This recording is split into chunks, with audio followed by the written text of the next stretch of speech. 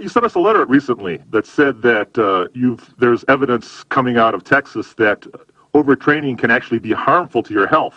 Well, in fact, I was going to bring that up myself. I have that letter to Bill Phillips sitting right here in front of me. If you'll indulge me, I'll read that letter. Okay. Listener, this is a letter I wrote to Bill Phillips on January the 11th. Indulge me here for about a minute or two. You'll find this letter most interesting. Sure. Dear Bill, a quick note to let you know that things are going very well. My articles apparently are extremely popular, as evidenced by the number of letters and phone calls I get. The majority are from agonizingly confused bodybuilders smart enough to understand my factually based, logical, non-contradictory philosophy.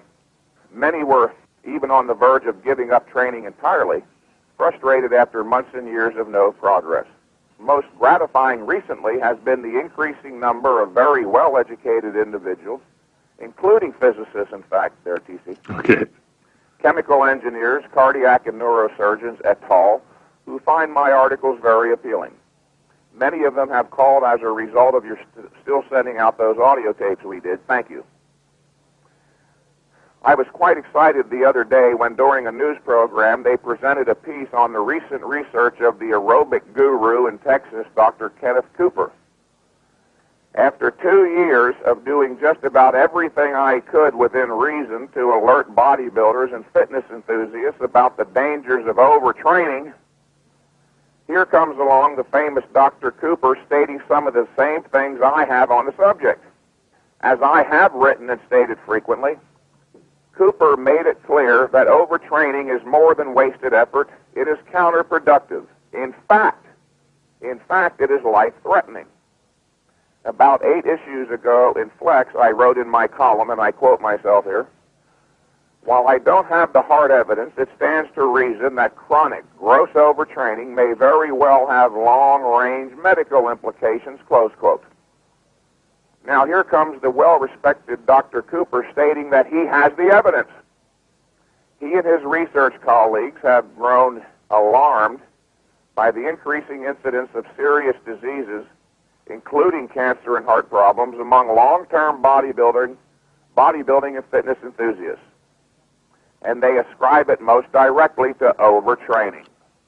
I have no doubt, as I stated on our previous tapes, that overtraining is the single most serious problem in the field of athletic training, and no one else seems to notice or care.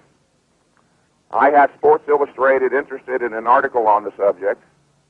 That article, along with what we're saying in the muscle magazines, and what massive attention Cooper is already getting on the subject, perhaps the issue will finally get the kind of attention it deserves. End of that. Terrific. That's compelling stuff. I've been doing everything, in fact, that I possibly could over the last 2 years at least to alert bodybuilders of the destructive influence of overtraining. No one else in the bodybuilding world picked up the gauntlet. Now here finally there's a Dr. Kenneth Cooper who some of the older listeners may remember from 20 years ago, the man who in fact popularized aerobic training in this country. He is saying, listener, that overtraining is not merely counterproductive in that it hampers your training progress, it is literally life-threatening. In his book, which I have here in front of me, he cites a number of case studies involving individuals among his many clients down there at his institute in Texas who started coming down with heart disease and cancer. So many, in fact, TC, that after a while he got alarmed. He was quite stymied by this initially. He couldn't figure it out. These were purists, if you will, individuals who didn't drink, smoke, eat fats. They were running several days a week, even lifting weights, and all of a sudden they were getting heart attacks and cancer. He and his alarmed colleagues undertook a research program that finally yielded the answer: overtraining. And it's not hard to understand if you look at training as a form of physical stress, just like sunlight is.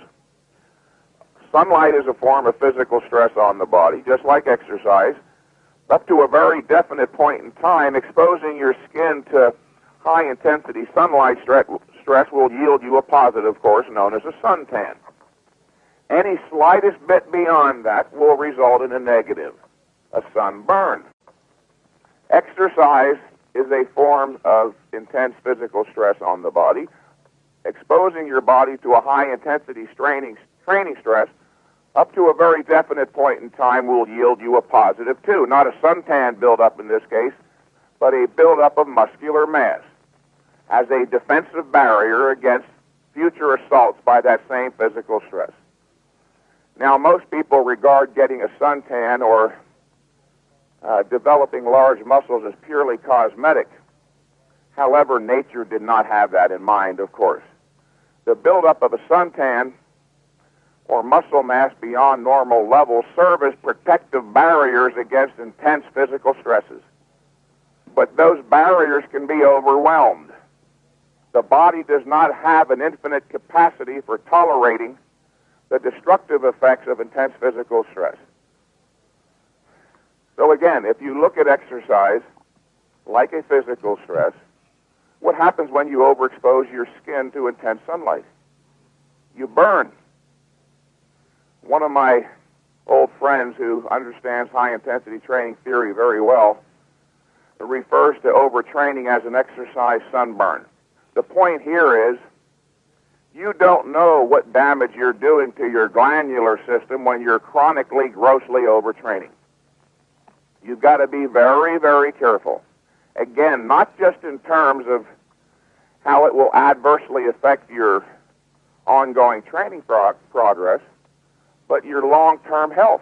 It's a very serious issue, and I'm glad you brought that up, TC. It's, again, not something that I have a weird emotional investment in, but I have come to identify overtraining as the single most crucially important issue in all of athletics. 99.9% of all athletes, including bodybuilders, and especially bodybuilders grossly overtrained, they all operate with the childlike, simplistic notion that if more jelly beans are better than less, well then, by golly, it's obvious, more training must be better than less. But if you go back to childhood, in fact, you'll see that your conclusion was erroneous. More jelly beans ain't better than less. After a certain point, you get sick. Okay. The science of bodybuilding exercise is not infinitely complex, but my goodness, people, it's not so very simple where you can take a principle, more is better, from childhood and apply it to a very complex subject and expect meaningful results. There's more to the science of exercise than the principle more is better. And as I stated earlier, more is not better. Less is not better. In fact, the issue of volume, number of sets, is a decided negative. Even one set is a negative insofar that you train at all. You're making an inroad into recovery ability. But of course, you have to do at least one set to stimulate growth. Anything beyond that will lead to overtraining.